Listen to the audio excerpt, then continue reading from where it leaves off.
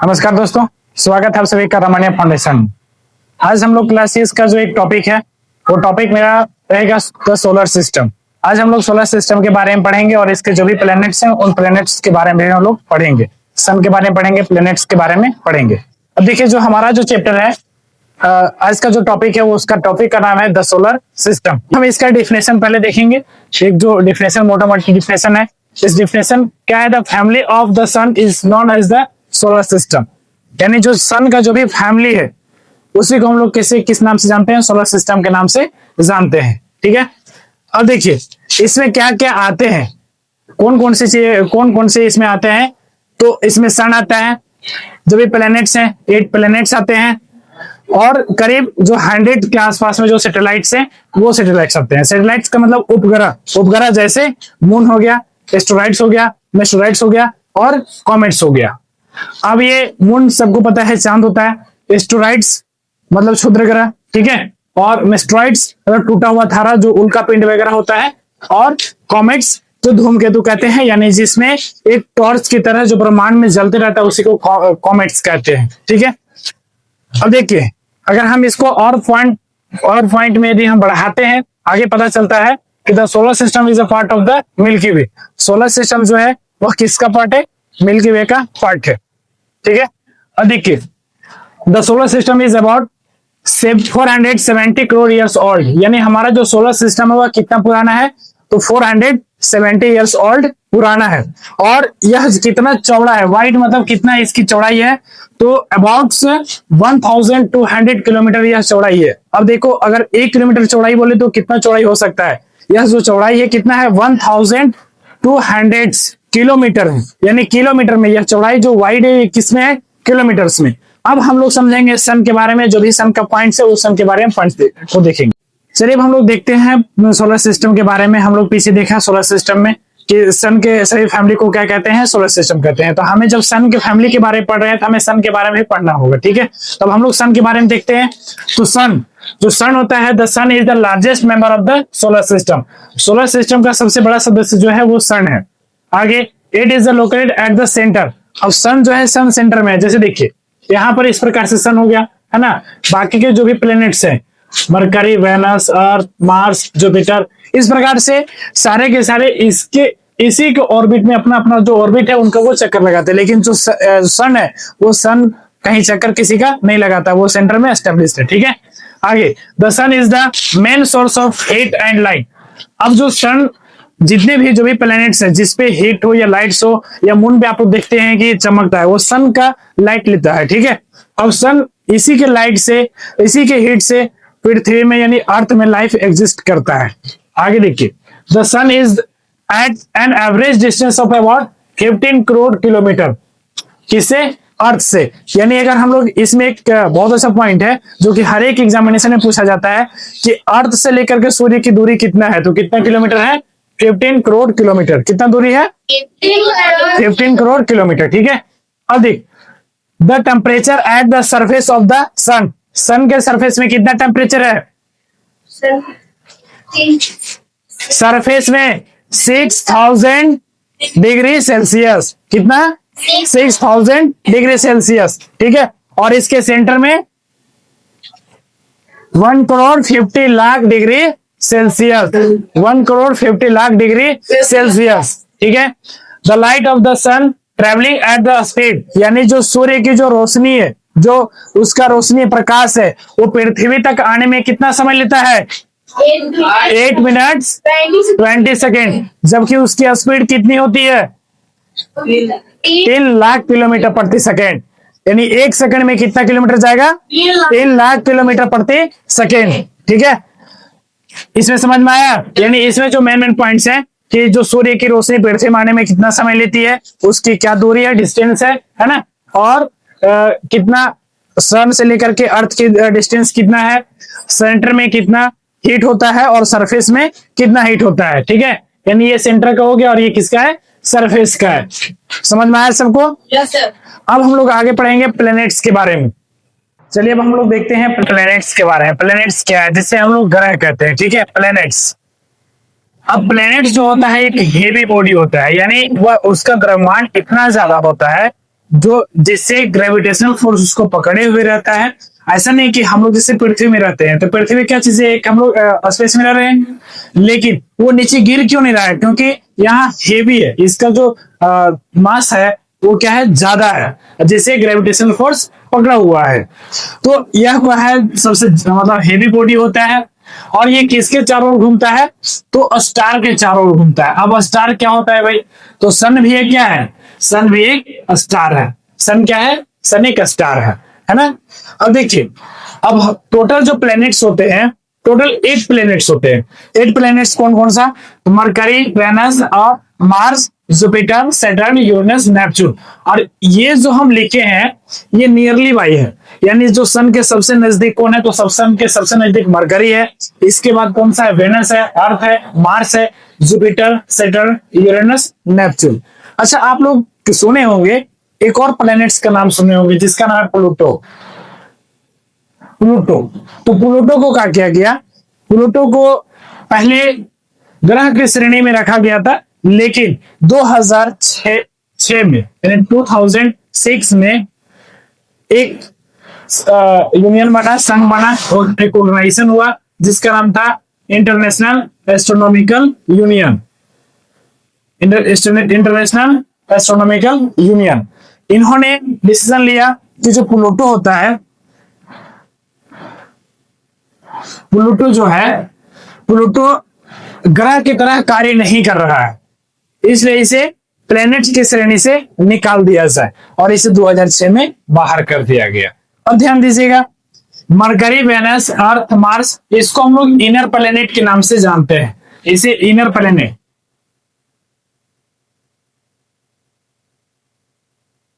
Inner planet के नाम से जानते हैं। अब इसको इनर प्लैनेट्स कहते क्यों हैं?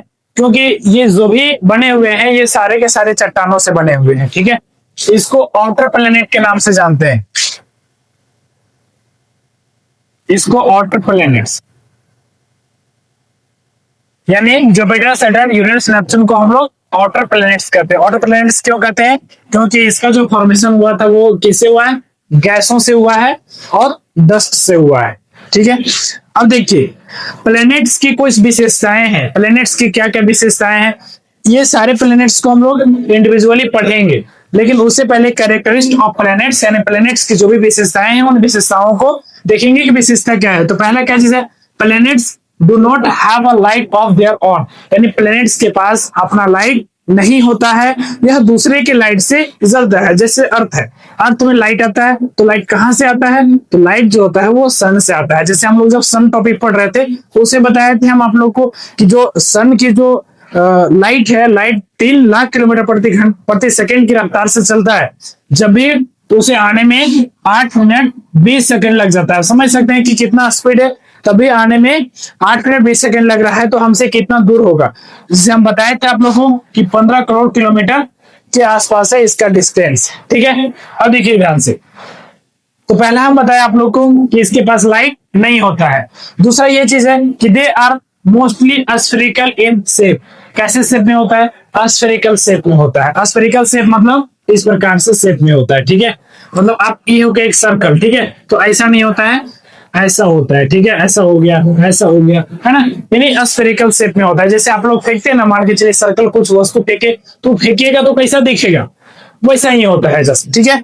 अब देखिए, most of them have satellites, यानी लगभग सभी प्लैनेट्स के पास अपना अपना सैटेलाइट होता है, अपना अपना उपग्रह होता है। जैसे हम लोग अर्थ के बाद अर्थ को जब पढ़ेंगे तो वहां पर आपको बताएंगे कि मून भी क्या है, इसका सैटेलाइट है, अर्थ का सैटेलाइट है, ठीक है। आगे देखिए, they are revolve around the sun. ये जो सारे प्लैनेट्स होते हैं वो सन के चारों ओर घूमते हैं। अच्छा देखिए, मान के चलिए कि ये जो सन है, ये सन है, अब इसके चारों ओर सारे प्लैनेट्स घूम रहे हैं तो ये अपने ऑर्बिट में घूमेंगे। ऐसा नहीं ना जैसे प्लूटो की तरह तो ये लोग नहीं करेंगे कि कभी इन्हें घूमने लगे कभी इन्हें घूमने लगे, ऐसा तो नहीं करेंगे। यानी ये अपना ही एक पाथ में घूमेंगे, यानी कि अपना अपना एक रास्ता होगा। और ये जो रास्ता होता है इसको कहते हैं ऑर्बिट। क्या कहते हैं इसको? ऑर्बिट कहते हैं, इसको ऑर्बिट कहते हैं।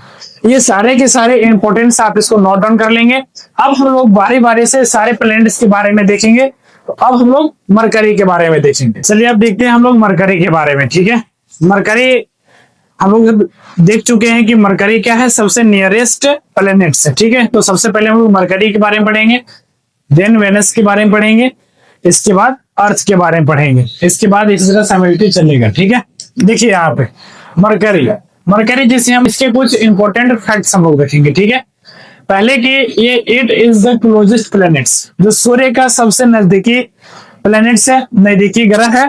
ठीक है, it does not have any satellites, इसके पास कोई सैटेलाइट्स नहीं है, यह अकेला बेचारा घूम रहा है। ठीक है, अकेला है। आगे, it is the fastest moving planets, यानी यह जितने भी प्लैनेट्स हैं उन सभी प्लैनेटों में से सबसे जल्दी घूमने वाला प्लैनेट्स है, सबसे जल्दी घूमने वाला प्लैनेट्स।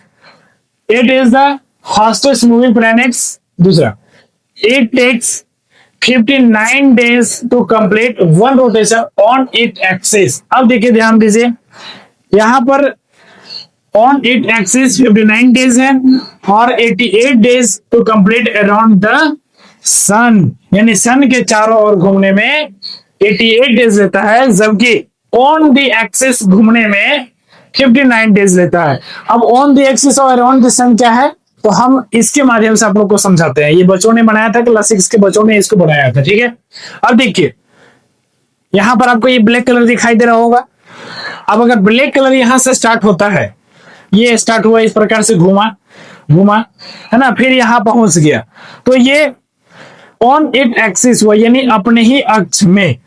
ठीक है, अपने ही अक्ष में एक राउंड घूम गया, और एक राउंड घूमने में से कितना समय लगता है, 59 days, जबकि ये सन के चारों ओर घूमने में 88 days लेता है। मान के चलिए हम यहाँ पे सन है, ठीक है, सन है, सपोज दैट, ठीक है, हम यहाँ पे सन है। अब ये क्या है, ये मरकरी है, अब ये यहाँ पे नहीं होगा। ठीक है, ये मरकरी है, तो मरकरी को अब इसे मेरे चारों ओर घूमेगा, है ना, मेरे चारों ओर घूमेगा, फिर से आ गया यहाँ।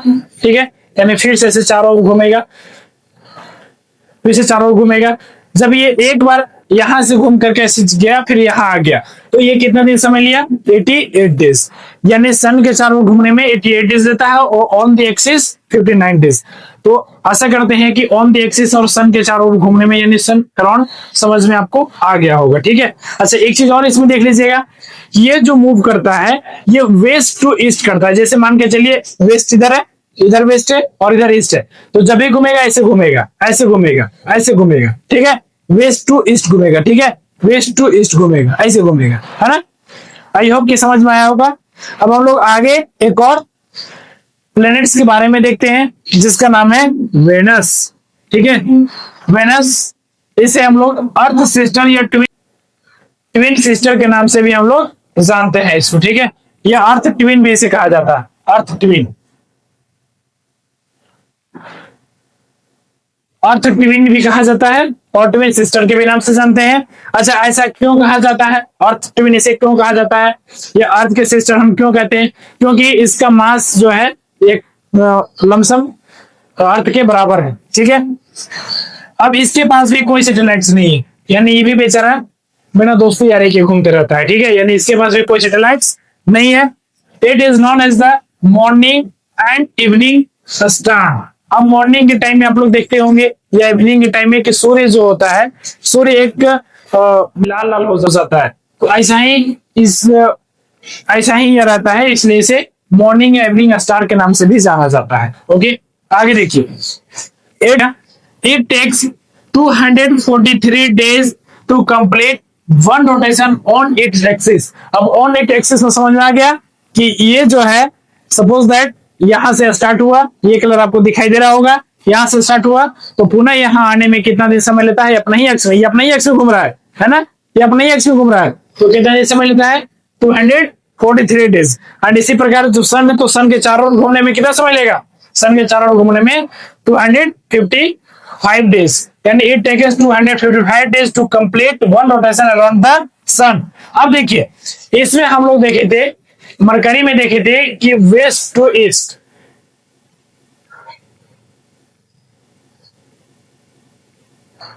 वेस्ट टू ईस्ट मूव करता है, लेकिन ये ऐसा नहीं करता है, ये इधर से इधर जाएगा, है ना, ये ऐसे घूमेगा, ऐसे घूमेगा, ये ऐसे घूमेगा।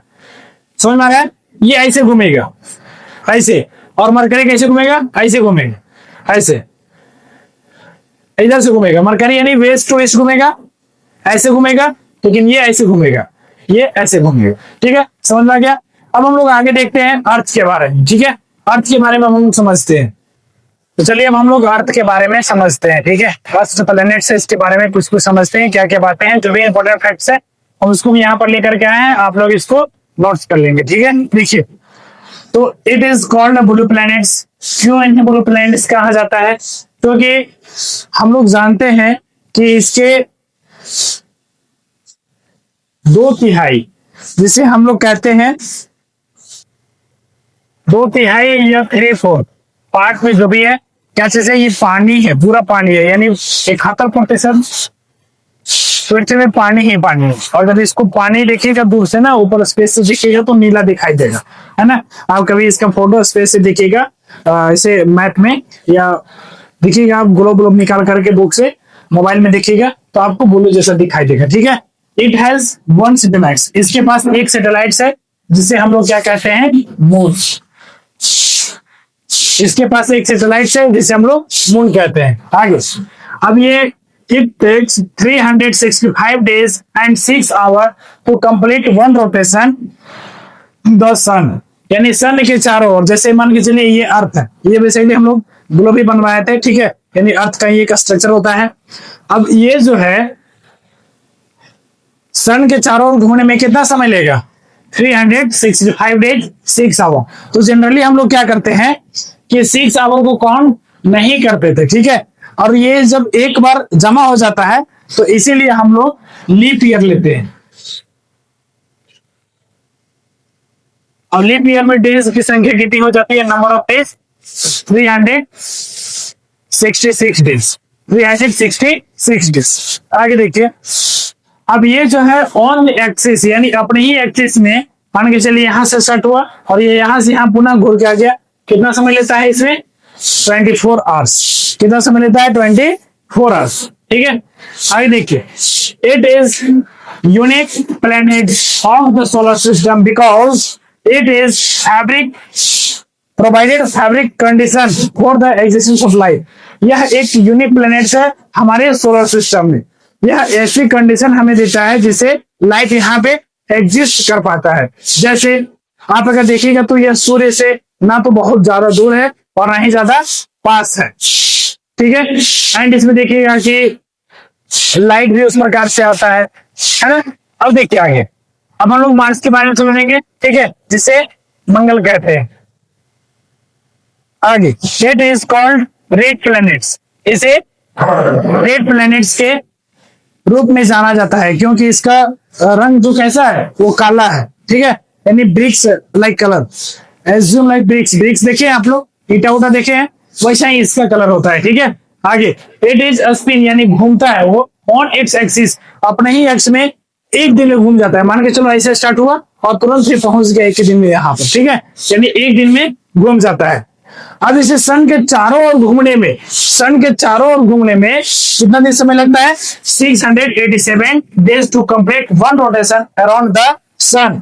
अब देखिए, इसके पास 2 सैटेलाइट्स है।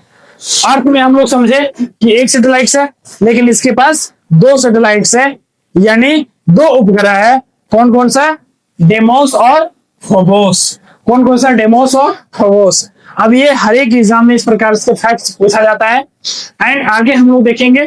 ठीक है, आगे हम लोग चलते हैं और ये सारे आप फैक्ट्स को नोट कर लीजिएगा। ठीक है, सारे फैक्ट्स को नोट कर लीजिएगा। अब हम लोग समझते हैं आगे जुपिटर के बारे में। चलिए अब हम लोग देखते हैं जुपिटर के बारे में। ठीक है, जुपिटर जिसे हम लोग बृहस्पति कहते हैं। ठीक है, it is the largest planet in the solar system, यानी हमारा जो सोलर सिस्टम है इसमें से सबसे लार्जेस्ट प्लेनेट कौन सा है? जुपिटर है। It taken 9 hours and 56 minutes to complete one rotation on its axis. अपने ही एक्सिस में घूमने में यह कितना समय लेता है? तो 9 hours 56 minutes।